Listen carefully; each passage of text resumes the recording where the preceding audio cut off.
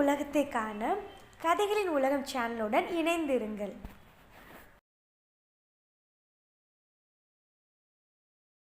இன்னைக்கு நம்ம பார்க்க போற ஸ்டோரியோட நேம் அப்பா. அப்பானா எல்லாருக்கும் பிடிக்கும். நான் சொல்றது உண்மைதானே? உங்களுக்கு உங்க அப்பாவை பிடிக்கும்னா நீங்க இந்த வீடியோவை தொடர்ந்து பாருங்க. உங்களுக்கும் சில மாற்றங்கள் வரலாம். வாங்க ஸ்டோரிய பார்க்கலாமா? வாங்க பார்க்கலாம். ஒரு மகன் தன்னோட வேலை முடிச்சுட்டு மாச சம்பளத்தை வாங்கிட்டு அம்மாவை நோக்கி வந்தான். அம்மா, இந்தாங்க என்னோட முதல் மாத வருமானம். இதுல 30,000 ரூபாய் இருக்குது. இத அப்பாட்ட கொடுங்க. அவரு ஏதாவது ஒரு மாசம் 30,000 ரூபாய் சம்பாதிச்சுட்டு வந்திருப்பாரா?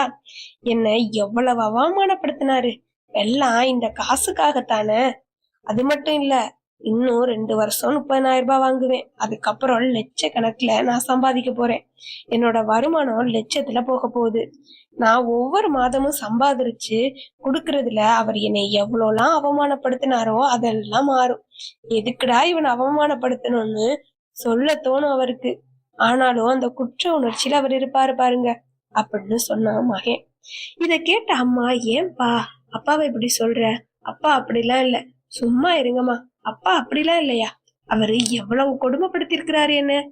நான் ஸ்கூல் படிச்சுட்டு இருக்கும்போது போன் வாங்கி கேட்டேன்னு போன் வாங்கி தர மாட்டேன்னு சொன்னாரு. நீனே சம்பாதிச்சு வாங்கிக்கன்னு சொன்னாரு. இதுதான் எவ்வளவு காயப்படுத்துச்சு தெரியுமா? உன்னோட படிப்பு கெட்டு போயிடக்கூடாதுன்னு தானப்பா அப்படி சொன்னாரு. ஏன் நீ அதை தப்பா புரிஞ்சுக்கிற? சரி, காலேஜ் எப்ப வாங்கி கொடுத்தாரு, அத திடீர்னு புடுங்கி உங்க கையில கொடுத்துட்டு அவர் என்ன சொன்னாரு? இனிமே இந்த காலேஜ் படிப்பு முடிகிற வர போன் இவன் கையில இருக்கவே கூடாதுன்னு சொன்னாரு. காலேஜ் படிப்பு முடிகிற வர போன் என் கையில வரவே இல்லை. நான் எவ்வளவு வேதனைப்பட்டேன்னு தெரியுமா?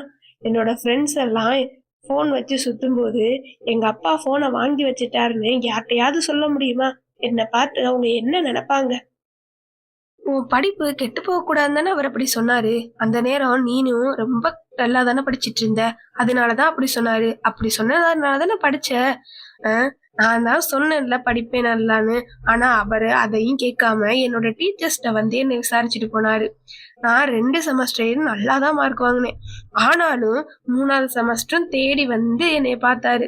ஆமா, 3வது செமஸ்டர்ல நீ கொஞ்சம் கம்மியா தான் மார்க் எடுத்திருந்த. நான் வந்து பார்த்தா நான் வருவேன்னு சொல்ற எண்ணத்துல நீ நல்லா படிப்பேன்னு அவர் நினைச்சாரு. அதனாலதான் அவரு எப்போதும் செமஸ்டர் டீச்சர்கிட்ட வந்து உன்னைய பத்தி விசாரிச்சாரு அப்படின்னு சொன்னாங்க அம்மா. ஏமா எப்ப பார்த்தாலும் அப்பாவுக்கே சால்ரா போட்டுட்டே இருக்க? அவருக்கு தேவை இந்த காசுதான். இதனால நான் எவ்வளவு அவமானப்பட்டிருக்கேன்னு தெரியுமா? மார்க்கு கம்மியானனால விருந்தாடிங்க வந்திருக்காங்கன்னு கூட பார்க்காம அந்த இடத்துல என்னை இழுத்து போட்டு அடிச்சாரு. எனக்கு எவ்வளவு அவமானமா இருந்துச்சு. எல்லார் முன்னாடியும் இப்படி அடிக்கிறாரே அப்படின்னு. அதனால எனக்குள்ள ஒரு வெறி வந்துச்சு. வைராக்கியத்தோட படிச்சேன். இவர்கிட்ட எப்படியாவது நம்ம வாழ்ந்து காட்டணும், ஒரு நல்ல வேலைக்கு போகணும், சம்பள காசை வாங்கிட்டு வந்து இவர்கிட்ட கொடுக்கணும் அப்படின்னு நினைச்சு எவ்வளவு தைரியத்தோடையும் தன்னம்பிக்கையோடையும் படிச்சேன் தெரியுமா அப்படின்னு சொன்னாங்க அம்மா. ஆமாப்பா, நீ அந்த வாக்கியத்தினால தானே படிச்ச. அவரோட கடிந்து கொள்ளுதலனால தானே படிச்ச. அவரு அவ்வளவு ஸ்ட்ரிக்டா இருந்தனாலதான் நீ இப்ப நல்ல சம்பாத்தியத்தை எடுத்துட்டு வந்து நீ உன்னோட சவுண்ட உயர்த்தி பேசிக்கிட்டு இருக்க முடியுது. இதே இன்னும் ஒரு 10 வருஷம் காலத்துக்கு அப்புறம் இதே மாதிரி நீ சவுண்ட உயர்த்தி பேசுவியான்னு நானும் பார்க்க தானே போறேன் அப்படின்னு சொன்னாங்க. அம்மா வார்த்தைகளை கேட்டாவே சும்மா இருமா, எத்தனை வருஷம் ஆனாலும் நான் இதையேதான் சொல்லுவேன் அப்படின்னு சொன்னான். இல்ல, உனக்கு இப்ப புரியாது. நீ அப்பா ஆன பின்னாடி உனக்கு இந்த வார்த்தைகள் எல்லாம் புரியும். அது மாதிரி உன்னோட அப்பா எதுக்காக உன்னிட்டு இப்படி நடந்துகிட்டாருன்னு நீ புரிஞ்சுக்கிருவ. அவர் நீ ஒரு நல்ல நிலைமைக்கு வரணும்னு சொல்லிதான் அப்படி நடந்துகிட்டாரு. அவர் அப்படி நடந்துகிட்டனால நானே நீனே இப்ப சொன்னியே நான் வைராக்கியத்தோட படிச்சேன்னு, அதெல்லாம் யாருனால? உன்னோட அப்பானால தானே அப்படின்னு சொன்னாங்க அம்மா. இப்படி சொல்லிட்டு இருக்கும் போதே அப்பா வாசல்ல இருந்து வந்துட்டு இருந்தாரு.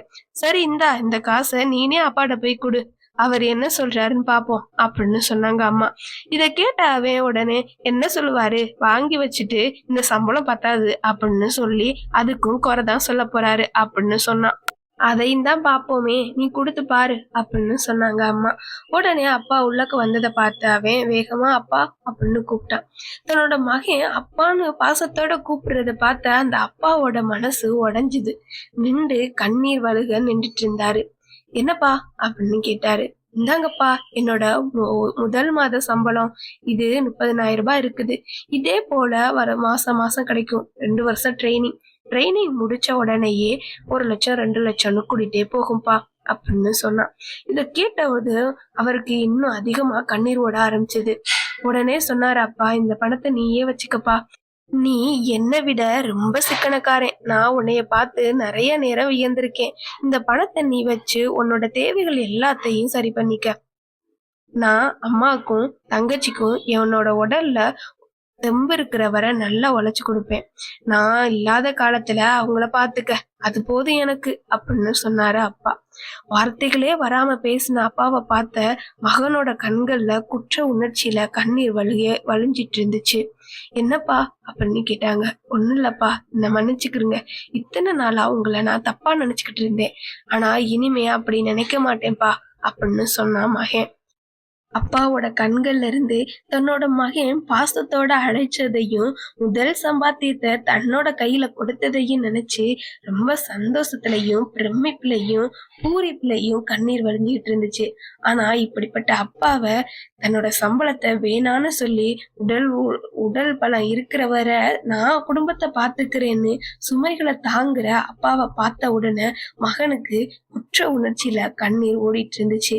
இப்படி ஒரு உணர்ச்சி பூர்வமான கண்ணீர் அது. இந்த கதை உங்களுக்கு பிடிச்சிருக்கா? உங்களுக்கு உங்க அப்பாவை பிடிக்குமா? உங்க அப்பா உங்கள்ட்ட எப்படி நடந்துக்குவாங்க? ஃப்ரெண்ட்லியாவா இல்ல கடிஞ்சு கொண்டா? ஃப்ரெண்ட்லியா நடந்தா நண்பன் போல உங்களை நடத்தணும்னு நினைக்கிறாங்க. கடிஞ்சு கொண்டா தன்னோட கடிந்து கொள்றதால தன்னோட பாசத்தை மறைச்சு வச்சு உங்களை நல்லா வழிபடுத்தணும்னு நினைக்கிறாங்க. இது போலதான் ஒவ்வொரு அப்பாவும் தன்னோட பிள்ளைங்களுக்காக ஓடிட்டு இருக்காங்க. இந்த கதை எல்லா அப்பாக்களுக்கும் சமர்ப்பணம். இந்த கதை உங்களுக்கு பிடிச்சிருந்துச்சுன்னா இந்த வீடியோவுக்கு ஒரு லைக் பண்ணுங்க. இது மாதிரி நிறைய ஸ்டோரிஸ் நம்மளோட சேனல்ல இருக்கு, அதையும் கொஞ்சம் வாட்ச் பண்ணுங்க. இந்த கதை உங்களுக்கு பிடித்திருந்தால் லைக் பண்ணுங்க, சப்ஸ்கிரைப் பண்ணுங்க, எல்லாருக்கும் ஷேர் பண்ணுங்க. Thank you for watching. We will see in the next video.